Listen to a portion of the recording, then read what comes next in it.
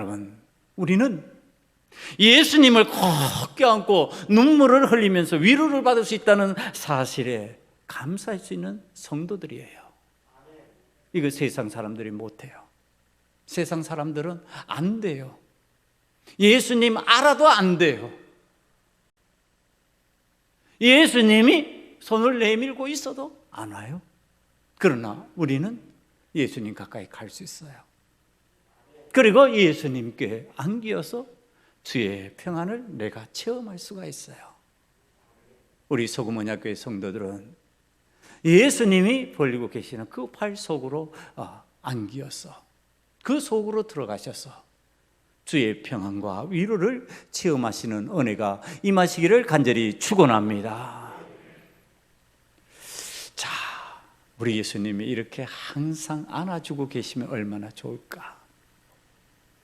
그런데요, 제가 오늘 본문을 놓고 말씀을 묵상하는 가운데 이 힘들고 어려운 상황 가운데서요, 우리를 늘상 꼭 껴안아 주실 것 같은 이 예수님이요, 아주 무정하신 것처럼 보이는 무반응의 시간이 있다고 하는 사실을 발견했어요. 그러니까 우리가 예수님께 나아가면 예수님이 나를 꼭 껴안아 주시면서 막 그 순간부터 나를 위로해 주시고 격려해 주시고 나에게 희망적인 말을 막 해주시고 그러면서 괜찮아 돼 이러실 것 같은데, 내가 주님께로 막 가까이 왔는데요, 무반응이에요. 반응을 안 보이시는 거예요. 이런 상황이 생겼을 때 우리가 신앙적으로 어떻게 할 거냐는 거예요. 우리 구주시잖아요. 우리 주님이시잖아요. 이때 왜 주님께서 무반응하실까? 반응을 보이지 않으실까? 왜 그렇게 하고 계실까? 이걸 성경 속에서 찾아야만 했어요. 이 성경 속에 나타나는 무반응의 의미를 전달하신 세 가지 대표적인 사건이 있습니다. 첫 번째 사건은요, 마태복음 15장 21절 이하에 등장하는 가나안 여인에 관한 이야기입니다. 예수께서 거기서 나가서 두로와 시돈 지방으로 들어가시니 가나안 여자 하나가 그 지경에서 나와서 소리질러 이르되, 주 다윗의 자손이여 나를 불쌍히 여기소서, 내 딸이 흉악하게 귀신 들렸나이다 하되, 예수는 한 말씀도 대답하지 아니하시니. 반응 안 보이는 거예요. 대답 안 하는 거예요. 여러분, 이거 이상하잖아요. 지금 한 여인이 안타까운 자기 딸의 상황 때문에, 세상에서 해결되지 않는 문제 때문에 예수님 만나면 된다고 하니까, 예수님 찾으면 된다고 그러니까 지금 나와서 예수님을 막 부르는 거예요. 내 딸 좀 살려주세요. 내 딸의 문제를 좀 해결해 주세요. 소리 지르는데 예수님이 무반응이세요. 반응을 안 보이세요. 여러분, 이 상황이 얼마나 답답한 상황이었으면요, 제자들이 여기에 관여를 합니다. 예수님이 무반응으로 그냥 가던 길 가고 계시고, 뒤에서는 여자가 예수님 다윗의 자손이요, 나 좀 내 소원 좀 떨어주세요. 내 딸 좀 살려주세요. 내 딸 좀 구원해 주세요. 구세주여, 내 딸을 좀 살려주셔야만 하겠습니다 외치는데, 예수님이 무반응으로 그냥 가시니까 제자들이 간여를 해요. 이게 예수님께서 하시는 말씀이에요. 이 말씀이 얼마나 우리 인간의 눈으로 보기에도 냉혹한 말씀인지 한번 여러분들 살펴보시기 바랍니다. 24절이에요. 15장 24절에 예수께서 대답하여 이르시되, 나는 이스라엘 집에 잃어버린 양 외에는 다른 데로 보내심을 받지 아니하였노라. 가나안 여인이라 그랬잖아요. 그러니까 가나안 여인이니까 이스라엘 여인하고 다른 이방 여인이라는 뜻이에요. 그러니까 당신하고 너하고 나하고는 상관없어, 지금 이렇게 얘기하시는 거죠. 그때 여자가 말합니다. 여자가 예수께 절하여 이르되, 주여 저를 도우소서. 대답하여 이르시되 자녀의 떡을 취하여 개들에게 던짐이 마땅하지 아니하니라. 자녀의 떡 개에게 왜 주냐? 자녀들에게 줘야지. 이 떡이 얼마나 귀한 떡인데 자녀들이 먹어야 되는 것이지. 무슨 너희 가나안 족속들, 이방 족속들은 이스라엘 민족들이 개 취급을 했거든요. 지금 예수님이 그 말씀 그대로 지금 하시는 거예요. 그랬더니 이 여자가 하는 이야기예요. 여자가 이르되 주여 옳소이다마는, 그 말씀 맞습니다. 우리 개 같은 존재일 수 있습니다. 그런데 개들도 제 주인의 상에서 떨어지는 부스러기를 먹나이다. 주인의 상에서 떨어지는 부스러기라도 좀 얻어먹을 수 있게 해주세요. 아주 체랑맞은 간청을 하고 있는 겁니다. 떡이 아니에요. 이제 떡 조각이 아니고 떡의 부스러기예요. 일반 사람들이 잘 먹지 아니하는 거. 요즘은 풍요의 시대라서요. 그래서 제가 그런 얘기를, 부활절 때 달걀 나눠주면은 애들이 그거 갖고 가다가 그까지 장난친데 던지면서, 그런 시절이에요. 자기 떡 부스러기라고 하는 존재도 그런 어떤 가치 없는 것이에요. 그런데 그거라도 지금 좀 먹으면서 내가 구원받았으면 좋겠습니다. 우리 딸이 구원받았으면 좋겠습니다. 구세주여 좀 살려주세요. 지금 그 얘기합니다. 이에 예수께서 대답하시되 여자여 내 믿음이 크도다. 내 소원대로 되리라 하시니 그때로부터 그의 딸이 나으니라. 여러분, 자, 이 내용이에요. 예수님이요 무응답하셨다니까, 무반응 보이셨다니까요. 아니 간절히 부르짖는데 대꾸 안 하시는 거예요. 우리들 입장에서 보면 간절히 기도하고 있는데 하나님 묵묵부답해요. 대꾸 안 하시는 거예요. 왜 그랬을까? 왜 이런 방식으로 예수님이 이 말씀을 하셨을까? 예수님이 도대체 어떤 분이십니까? 우리가 알고 있는 예수님이에요. 우리가 알고 있는 예수님은요, 자기 목숨까지 십자가에 고난을 당하시면서 우리를 위해서 던지시는 분이세요. 그래서 우리는 사랑의 주님 이렇게 표현을 합니다. 그 주님을 자기 목숨까지도 던져버리시는 주님이시니까 사랑의 주님 이렇게 부르는데, 그 사랑의 주님이 어떻게 이렇게 혹독한 말씀을 하시고 혹독한 반응을 보이면서 자신을 찾는 그 여인을 향해서 너는 개 같은 존재요 이렇게 말하고 있냔 말이야. 넌 우리하고 상종할 인간이 아니야, 개야. 왜 이런 말씀을 하셨을까? 그때 그 여인이 보였던 반응이 뭘까? 그래, 나 자존심 상했어, 나 기분 나빠, 나 조롱당했어, 나 멸시당했어, 나 좋아, 안 고쳐도 좋아, 나 구세주 당신 안 믿고 구원 안 받아도 좋아. 그러고 돌아섰냔 말이에요. 안 그랬잖아요. 안 그러니까 예수님께서 그 다음에 하신 말씀이에요. 여자여 내 믿음대로 될 것이다. 뭘 보려고 그런 거예요? 믿음 보려고 그런 거예요. 믿음. 어떤 믿음이냐? 내가 무시해도 구세주로 받아들일 수 있는 믿음이냐? 나밖에 너를 구할 자가 없다고, 내 딸을 생명으로 인도할 자가 없다고 믿는 그 믿음이냐? 절대적 믿음이냐? 다른 어떤 것과도 비교할 수 없는 믿음이라고 믿느냐? 그거 확인하시는 거죠. 그걸 확인하기 위해서 온갖 조롱 섞인 말, 온갖 멸시하는 말, 온갖 비웃는 말씀을 던짐에 그 여인이 반응하는 거예요. 좋습니다, 옳소이다. 나 그런 취급 당해도 좋은데 나를 구할 분은, 우리 딸을 구할 분은 주님밖에 없습니다. 예수님밖에 없습니다. 나 조롱당해도 좋아요, 멸시당해도 좋아요. 내 딸을 구할 수 있다면 나는 그걸 할 거예요. 떡 부스러기라도 좀 먹게 해주세요. 여러분, 예수님은요 차별하시는 분이 아니에요. 왜? 예수님이 십자가를 지신 거예요. 전 인류를 죄에서 구원하시기 위한 희생이에요.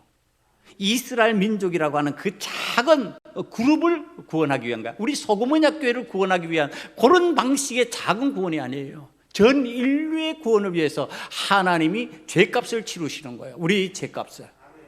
그런데 가나안 여인이라고 해서 예외를 둬요?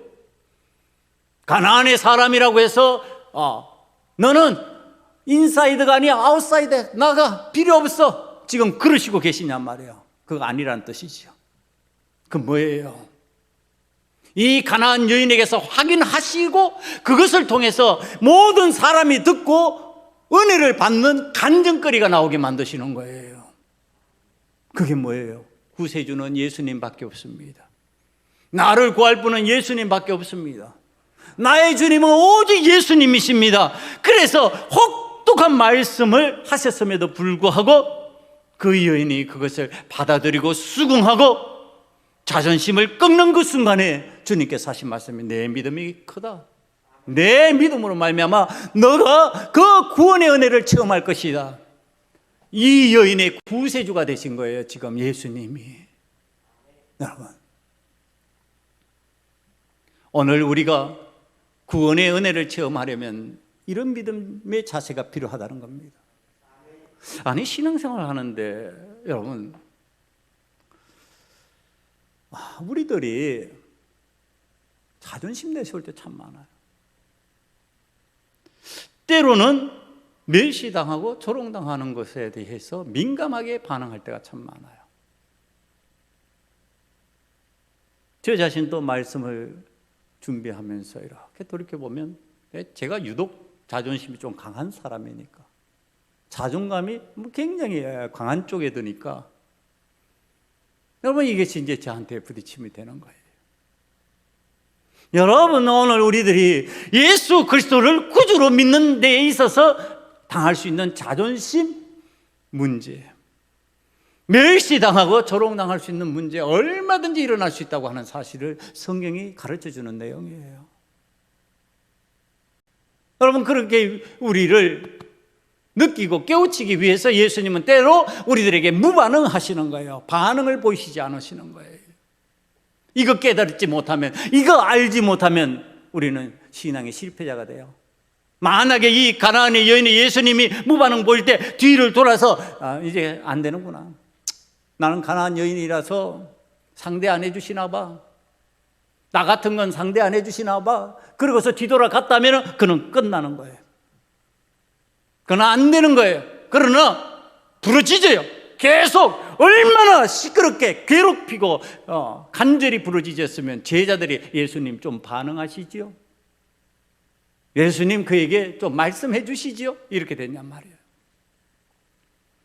여러분 우리들의 신앙적인 자세, 예수님이 무반응을 보실 때 우리가 자신을 돌아보면서 신앙적인 반응을 하는 방식을 지금 성경이 가르쳐주고 있어요. 여러분 낙심하지 마세요. 여러분 무반응의 어떠한 상황이 되었을 때 이제 끝났다고 좌절하지 마세요. 그 순간이 바로 가장 응답받기에 합당한 시간, 가장 주님이 역사하시는 순간이 되었다고 하는 사실을 믿음으로 받아들이시기를 간절히 축원합니다. 그래야지 이겨내는 거예요. 오늘 우리가 하나님 앞에서 신앙의 자세를 가르치시는 하나님의 방법을 받아들인다면 오늘 우리는 왜 하나님 앞에서 창조주 되신 하나님, 전능의 왕이신 하나님, 만유주가 되시고 우리 구세주가 되시는 그 하나님 앞에서 우리의 자존심을 자꾸 내세워야 될까? 그러면 역사는 멈추어진다고 하는 사실, 그러면 하나님의 역사는 정지해버린다고 하는 사실. 오늘 우리들이 하나님 앞에서 자존심을 꺾고 하나님 앞에 나아갈 때 하나님의 새로운 역사의 영광을 체험하게 되는 은혜가 임할 줄 믿습니다. 여러분 그 다음에 두 번째 내용이 성경에 등장합니다. 예수님이 무반응하시는 건데요, 마가복음 15장 3절 이하의 내용입니다. 총독 빌라도가 대제사장의 무리들이 여러 가지로 고발하는데 왜 그의 말을 그대로 듣고 있는가 하며 반론에 기회를 주는 장면이에요. 그런데 예수님께서 아무 말씀도 안 하십니다. 여러분, 예수님이 아무 말씀도 안 하세요. 그러니까 이 빌라도가 야, 너 반론해. 반론해서 너를 변호해. 그런데 왜 말하지 않아? 그랬더니 예수님께서 아무 말씀 안 하시고 계시는 그 장면이 너무 이상한 거예요. 빌라도가 놀랍게 여기더라. 5절 말씀이에요. 놀랍게 여기더라. 여러분, 왜 그랬을까요? 왜 예수님이 이렇게 반응하셨을까요? 얘기하면 되잖아요. 아니야. 너희들 왜 자꾸 거짓으로 말해? 왜 그렇게 만들어? 왜 그런 상황을 만들어? 그러면서 말씀하실 수 있잖아요. 왜 예수님이 안 하셨을까요? 이유는 딱 한 가지밖에 없어요. 예수님이 이미 십자가를 지시기로 작정하신 분이에요. 그것을 반응하면서 막아나간다면 십자가의 사건은 중지되어야 돼요. 그러니까 십자가의 사건을 받아들이시는 주님의 방법은요, 무반응이에요. 무반응에 가나안 여인같이 믿음을 확인하기 위한 방법도 있지만은 그 무반응 속에요, 십자가의 길을 가기 위한 예수님의 반응이에요. 그게 무슨 반론을 피면서 그걸 막을 필요가 있냔 말이에요. 여러분, 우리가 예수 그리스도의 사람으로 그리스도의 십자가를 지고 나아가는 사람이 되었을 때 십자가의 길을 방해하는 반론의 기회가 주어질 상황이 생길 수 있어요. 빌라도와 같이 말하는 거예요. 반론해라? 아니, 때로는 침묵이 필요해요. 왜? 십자가를 져야 되기 때문에. 그게 은혜라면, 그게 하나님의 역사라면, 사랑하는 성도 여러분, 십자가를 지기 위해서 무반응의 주님의 방법을 배우시는 은혜가 임하기를 간절히 축원합니다. 여러분, 그게 은혜예요. 그게 지금 주님이 말할 수 없어서, 할 말이 없어서 안 하고 있는 거 아니에요. 주님이 할 필요를 느끼지 못하는 거예요. 왜? 십자가의 길로 가고 있는데. 십자가의 길로 가기 위해서 그건 일어날 일이에요. 그러니까 반응을 볼 필요가 없는 거예요. 우리가 신앙적으로 십자가의 길을 걸어가고 있다면 이런 일이 있을 수 있다는 얘기를 하는 겁니다. 여러분, 십자가의 길을 걸어가는데요, 세상이 찝쩍거려요. 유혹하고 설득하고 공격하잖아요. 지금 교회들을 향해서 세상에 얼마나 많은 비난을 퍼붓는지 몰라요. 비난받을 만한 교회가 있을 수도 있어요. 그러나 비난받지 않아야 될 교회가 훨씬 많아요. 세상에 하지 못하는 일을 교회가 감당하고 있는 부분들이 얼마나 많은지 몰라요. 세상이 감당하지 못하는 구제, 생명을 구하는 구제의 일을 교회들이 하는 경우들이 얼마나 많은지 몰라요. 그런데 다 무용지물처럼 아주 교회가 아주 나쁜 일만 하는 것처럼 만들어버리고 거기에 대해서 반응을 하게 자꾸 찌르는 거예요. 여러분, 이게 오늘 예수님의 방식을 보면 십자가의 길을 걷기로 한 이상 무반응을 보이는 것이 때로는 맞다라고 하는 사실이에요. 사랑하는 성도 여러분, 때로는 여러분들을 힘들게 만들고 여러분을 고통스럽게 만들면서 말해야만 된다, 그리고 반응을 보여야만 된다라고 말하게 만드는 그 순간에도 주님이 가신 그 십자가의 길을 가면서 무반응의 역사로 은혜가 임할 수 있는 하나님의 사람이 되기를 간절히 축원합니다. 그게 주님께서 가르치신 방법이에요. 그 다음에 세 번째 사건이 오늘 이제 성경 본문의 사건입니다. 우리가 오늘 본문 말씀에서 볼 수 있는 헤롯 왕이 하는 질문에 예수님이 무반응하신 거예요. 자, 이 헤롯 왕이 질문을 하면서 예수님에게 말할 수 있는 기회를 줍니다. 그런데 예수님이 반응하시지 않아요. 말을 하지 않아요. 말씀을 하시지 않는데 이 내용을 가만히 한번 보면요, 오늘 8절을 보면 헤롯이 예수를 보고 매우 기뻐했어요.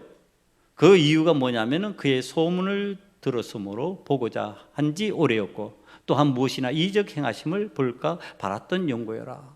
그러니까 헤롯이 예수님을 보고 기뻐하잖아요. 야, 예수, 야, 나도 드디어 예수를 보는구나. 여러분, 이게 헤롯만 기뻐하는 걸까요? 아니에요. 그 시대에 살던 많은 사람들이요, 예수님을 보면요 열광했어요. 그래서 세상에서는 슈퍼스타 예수 그리스도라고 하는 제목, 그런 제목 만들어 가지고 드라마를 만들잖아요. 여러분, 그때 당시 예수님은요, 구세주라고 하는 개념보다는 슈퍼스타와 같은 대단한 사람들에게 인기와 관심을 끄는 그러한 분이셨어요. 그러니까 열광하는 거죠. 여러분, 슈퍼스타가 등장하면 열광하잖아요. 지금 이 헤롯 왕이 예수님을 구세주로 바라보면서 나의 주님이시여 그러고 말하고 얘기하게 원하는 것이 아니라 이적을 보기를 원하면서 그동안 사람들의 듣던 소문에 의해서 생각해왔던 그 예수님 내가 봤으니까 지금 기쁜 거예요. 그러니까 예수님 무반응하시는 거예요. 여러분, 우리들이 예수님을 향하여서 반응을 보이기를 원하면서 나아감에도 불구하고 예수님이 반응 안 보였을 때 세 번째, 이 경우에 드는 경우들이 있어요. 예수님을 진짜 나의 구주로 모시고 예수님을 나의 주님으로 모시면서 나의 구세주가 되시기를 원하면서 주님을 기뻐하며 바라보는 것이 아니라 내가 원하고 기대하는 무엇을 이루기 위해서, 내 욕망을 채우기 위해서, 내 세상적인 욕구를 채우기 위해서 예수님을 바라보고 예수님이 내 병이라도 고쳐주고 예수님이 나의 연약한 것이라도 대신 책임져주고 예수님이 내가 필요하다가 그러면 그것을 지금 이루어 주시는 것을 기대한다면 예수님은 무반응이실 수 있다. 사랑하는 성도 여러분, 예수님께서 구세주로 시인하는 방식을 가르친 이야기가 있습니다. 예수님을 구세주로 맞이하면서 이 헤롯 왕과 같은 방법으로가 아니라 이와 같은 방법으로 기대하고 원하는데 예수님이 침묵해 버리시면요, 어떻게 되느냐? 나중에는 돌아서요, 그리고서 예수님을 희롱하는 거예요. 그리고 예수님의 빛난 옷을 입혀가지고 업신여기고 어디 하나님의 아들이라면 그 능력 한번 보여봐, 그러고서 조롱하는 거죠. 그런데 진짜 예수님 구세주를 만나는 기쁨으로 만나면 어떤 일이 생기느냐? 우리가 잘 알고 있는 삭개오예요. 이 삭개오가 예수님을 어떤 예수님으로 지금 만나고 있는 거예요? 구세주로 만나고 있는 거예요. 나에게 더 큰 권력을 주세요. 예수님, 나에게 더 큰 부자 만들어 주세요. 예수님, 나를 더 세상적으로 성공하는 자가 되게 만들어 주세요. 그리고서 예수님을 만나는 게 아니라 예수님은 나의 구세주십니다. 나의 죄의 문제를 해결해 주시는 분이십니다. 나의 삶의 문제를 해결해 주시고 영원한 생명을 갖도록 만드시는 분이십니다. 그러면서 지금 주님을 만나고 있는 거예요. 그렇게 주님을 만나니까 이 삭개오가 하는 게 있어요. 내 재산의 반을 가난한 자들에게 내어놓겠습니다. 그리고 내가 누구의 것을 토색한 것을 빼앗은 것이 있으면 4배를 갚겠습니다. 회개예요. 회개와 갱신의 은혜예요. 결단의 은혜예요. 오늘 우리가 예수님을 구세주로 받아들이면 내 삶에서 반드시 일어나는 일이 이런 일이에요. 회개와 결단의 삶이에요. 바뀌는 거예요, 사람이. 그래서 예수 제대로 만난 사람 보면요, 전에 알던 사람도 사람 바뀌었네 이래요. 전과 다르네. 여러분, 오늘 지금 구원의 은혜가 아닌 호기심, 다른 재미, 이적, 기사 등으로 주님을 만나라고 하면 주님은 무반응이세요. 반응을 안 보이세요. 그런데 오늘 구세주로 만나려고 하니까 예수님이 지금 반응을 보이시잖아요. 삭개오라, 내려와라. 내가 오늘 너희 집에 유하해야 되겠다. 그러니까 삭개오는 그 예수님 만나면서 회개하잖아요. 그리고 예수님 원하시는 삶으로 들어가는 거예요. 여러분, 오늘 우리들이 우리 주님을 구세주로 받아들인다면 이런 은혜가 임하게 되어 있어요. 오늘 이 예수님을 만나면서 여러분들이 기적을 체험하기를 원합니다. 상상할 수 없는 값어치로 우리 삶 속에 들어오셔서 여러분들을 평안케 하시고 여러분들을 승리케 하시고 여러분들을 담대케 하실 것이니까 그 구세주 모시고 오늘 또 예수님은 나의 구세주입니다 고백하면서 살아가는 은혜가 우리 소금언약교회 성도들에게 임하시기를 간절히 축원합니다.